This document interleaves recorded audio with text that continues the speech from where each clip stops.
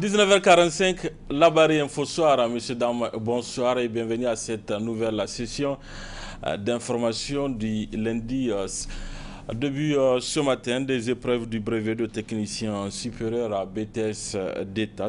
C'est au CEG 25 de Niamey que le ministre de l'Enseignement supérieur, de la Recherche et de l'Innovation technologique, professeur Mamadou Seydou, a procédé au lancement officiel des examens du brevet de technicien supérieur BTS d'État session 2025 ce lundi 11 août 2025. C'était en présence du directeur général de l'Office du baccalauréat OBEX et de son staff, du secrétaire général et du secrétaire général adjoint du ministère, du directeur général de l'enseignement supérieur du ministère, de la secrétaire générale du ministère de la formation professionnelle et du président de l'association des parents d'élèves et des représentants des scolaires. Nous sommes ici au jury numéro 3, ici au CEG 25. Au total, on a 3417 candidats. Les candidats qui suivent les instructions qui leur sont données à chaque séance d'épreuve, il y a des instructions qui sont lues par les surveillants aux candidats. Donc, qu'ils respectent ces textes. S'ils respectent ces textes, donc tout va bien. Tout va aller dans de bonnes conditions. Dans les années antérieures, dès que tu as un bac, tu es permis de te présenter au BTS d'État. Mais à partir de 2025, on a essayé de se conformer aux textes en vigueur dans la République du Niger, qui fait en sorte que depuis 2003 qu'on a institué le BTS d'État, le décret qu'il a institué dit que c'est un diplôme de 2 ans post-universitaire, non post-bac, de formation post-bac. Donc ça veut dire que si tu as un bac 2024, tu ne peux pas te présenter au BTS 2025 parce que ton bac n'a pas fait 2 ans. Cette année, au total, 3417 candidats sont à la conquête de ce parchemin sur l'ensemble du pays.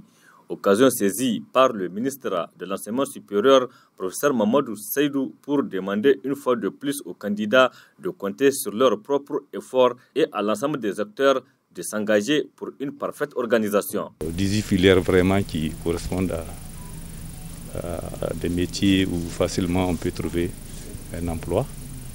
Et on leur souhaite bonne chance. Donc bonne chance à tous les candidats, ceux qui sont ici et ceux qui nous écoutent, qui sont ailleurs. Tous les moyens ont été mis en œuvre, mis à leur disposition pour la bonne réussite de cette session, comme pour le bac aussi. Pour le bac, c'était exceptionnel, franchement, tout était là. Ces examens du brevet de technicien supérieur BTS d'État session 2025 se déroulent dans 5 régions du Niger, à savoir Agadez avec 83 candidats, Maradi 311 candidats, Niamey 2523 inscrits, Tawa ils sont au nombre de 97 candidats et à Zander 403 candidats qui ont répondu présents à l'appel. Ces 3417 candidats répartis dans 16 jurys vont composer pendant une quinzaine de jours dans 18 filières professionnalisantes.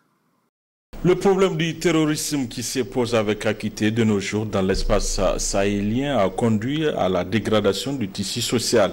Une situation que tente d'élucider un observateur averti et pas de moindre, car il s'agit d'un chef coutumier d'une des zones les plus affectées, à savoir le Liptako, dont nous vous invitons à suivre l'émir Sa Majesté Diko Umaru Amirou sur cette épineuse question. C'est un phénomène qui est en train de dégrader le tissu social. Et pourquoi ce tissu social est dégradé? Parce que nous avons oublié tout ce que nous sommes, toute la culture qui nous a fait ce que nous sommes. Nous avons beaucoup plus écouté les valeurs, accepté les valeurs d'autrui que nos propres valeurs. Nous sommes aujourd'hui beaucoup plus sur l'instruction que sur l'éducation. Ça veut dire quoi? L'éducation, c'est ce que tu es. L'instruction, c'est ce que tu apprends. Donc, l'instruction doit se faire après l'éducation, d'éduquer nos enfants, les enfants à nos valeurs. Aujourd'hui, c'est la seule chose qui peut nous sauver. Parce que les enfants là, ils sont à venir, ils sont l'avenir. Et demain, s'ils comprennent toutes leurs valeurs, ils ne vont plus être les victimes du terrorisme. Donc ça, je trouve que c'est une chance. Nous faisons appel à ceux qui sont partis de revenir. C'est vrai, il faut faire appel à ceux qui sont partis de revenir, mais il est plus important encore de prendre des mesures pour ceux qui ne sont pas partis et restent avec nous. Parce qu'ils sont plus nombreux que ceux qui sont partis. Alors mettons l'accent sur ceux qui sont restés. Voilà. Le terrorisme, c'est le langage de la terreur, c'est la manifestation d'une violence gratuite. Et c'est pour faire peur, ce n'est que pour faire peur aux gens. Habituellement, celui qui fait peur aux gens a lui-même peur. Il faut que nous voyions comment nous allons sortir de ce problème, c'est sûr. Et ça prend les communautés. Les communautés, s'ils aident nos États, les États pourront vaincre. Parce que l'État, sans les communautés, ce n'est pas un État. C'est juste qu'il est en train de profiter des institutions et puis bon, du territoire. Mais la population n'est plus un État, ce n'est pas un dirigeant. Il faut qu'ils acceptent que la population les accompagne. Si les populations, les communautés, les chefs coutumiers traditionnels et puis religieux les accompagnent, ils vont non seulement convaincre tout le monde de revenir, mais eux, ils pourront vaincre avec leurs armes. Je dis, le terrorisme, c'est un passage. Mais peut-être ça va nous aider à comprendre ce que nous sommes et à nous ressouder tous ensemble. Vivement que ce jour-là arrive. Dans le cadre de la rencontre culturelle internationale tenue du 7 au 10 août, une foire des produits traditionnels a été organisée au Palais de Congrès de Niamey. À l'image des Nigériens, des personnes d'autres nationalités ont étalé leurs richesses culturelles. C'est un reportage de Ismaël Mou. Mosaïque de produits et articles traditionnels étalés dans les stands, cette richesse culturelle exposée témoigne de l'identité culturelle des communautés africaines, notamment dans la zone de l'Afrique de l'Ouest. Tenues traditionnelles, perruques traditionnelles, plats traditionnels et autres objets traditionnels et des documents en langue locale sont exposés au public par les Nigériens et autres nationalités, à l'exemple de ces exposants. Venir exposer nos tresses traditionnelles, valoriser nos tresses traditionnelles, nos coulures traditionnelles, nos habillements traditionnels. Comme vous le voyez déjà, il y a tellement de différentes tresses traditionnelles que ce n'est pas possible. Chaque tresse parle. Oui, de tradition songwe, chaque tresse parle. Même si tu fais 2 tresses seulement, ça parle aussi. Je suis là avec plusieurs produits que vous voyez. Nous avons le panier tissé. Ensuite, vous avez là les tenues que nous appelons chez nous le taco. Le taco, entre-temps, était réservé aux princes. Mais aujourd'hui, le monde a évolué, tout le monde le croit, la porte. Voilà.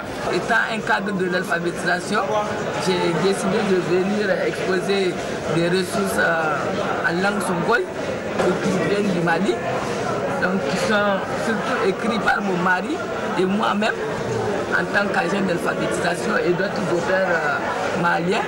La connaissance de la langue, elle est très importante, même nous la négligeons. Parce que dans nos programmes, dans nos lois d'orientation, on a décidé de mettre l'accent sur l'enseignement de nos langues. Mais malheureusement, jusqu'à présent, les choses traînent. Alors que connaître sa langue, pour apprendre la langue seconde qui est le français, là, c'est très facile. Mais nous ne l'appliquons pas. Ravi de ce grand rendez-vous culturel, le Niamey, qui renforce la cohésion entre les différentes communautés africaines, ces exposants fondent espoir que cet événement sera pérennisé tout en valorisant nos langues locales. On est vraiment content de cette année. Parce que pour nous, notre culture n'est pas valorisée. Mais cette année, on a vraiment vu que notre culture c'est waouh. Pour nous, le Songhai c'est chez nous, mais on a vu des différents Songhai ici, au Niger. Donc, Songhai Zarmadandila qui se fait, nous on félicite vraiment à ceux qui ont organisé ça. Et on remercie vraiment ceux qui ont organisé ça. Mais on est là, on a vu des différentes ethnies qui viennent du Songhai, du Mali, Hombori, et des différents pays. Nous ne savons pas, on voit des régions, bon, quand on nous demande, il ne faut pas partir du Songhai. Mais alhamdoulilah, on a vu vraiment le vrai Songhai même. Nous voudrions aussi que les décideurs vraiment comprennent que on ne peut pas se développer avec la langue d'autrui. C'est avec sa propre langue vraiment qu'on peut se développer. Donc c'est une sensibilisation aussi et en tout cas un cri de cœur aussi au niveau du gouvernement pour que nous puissions vraiment mettre l'accent sur l'apprentissage de nos langues à l'école. Depuis la première année et progressivement on va vers l'apprentissage de la langue secondaire. En contemplant ces merveilles traditionnelles, non seulement vous vous rendez compte de la qualité des produits, mais aussi le génie créateur des Africains. Comme le disait le feu président burkinabé Thomas Sankara, acceptons de vivre africain, c'est la seule façon de vivre libre et digne. Cérémonie de lancement hier du août de la 5e édition du tournoi des grandes vacances organisé par les moins de 14 ans. C'était sur le terrain du sport de l'école primaire du quartier Losagungu en présence de plusieurs amoureux du ballon. Le reportage c'est Boubacar Ibrahim et Boubacar Souley.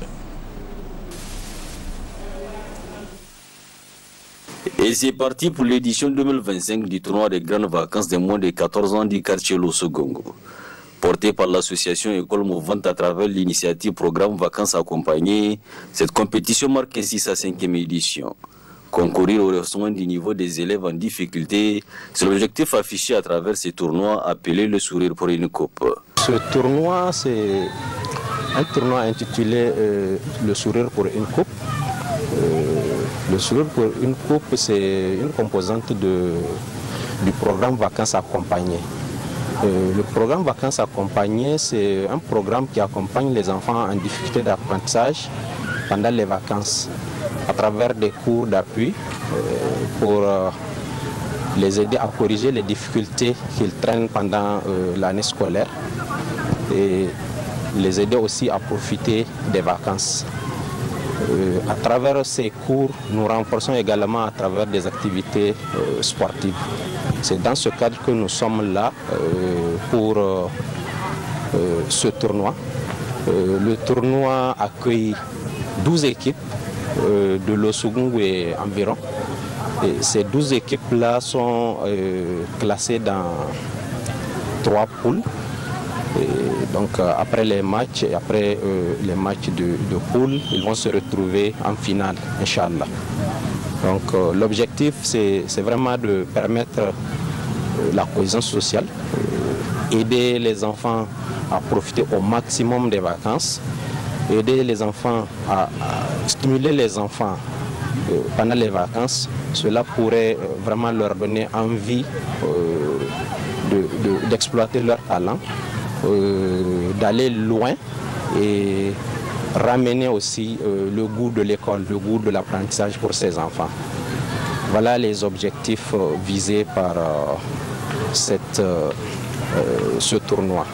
Retenons aussi que pour le match d'ouverture de ce tournoi, dont la finale interviendra le 31 août prochain, FC Yapé et FC Monaco étaient à l'honneur. Ainsi, au coup du sifflet final, ce match d'ouverture s'est soldé sur un score de 3-2 en faveur de Yapé Football Club. Voilà, messieurs, dames, c'est tout pour ce 19h45 de la télévision Labari. Merci à vous de l'avoir suivi. Au revoir.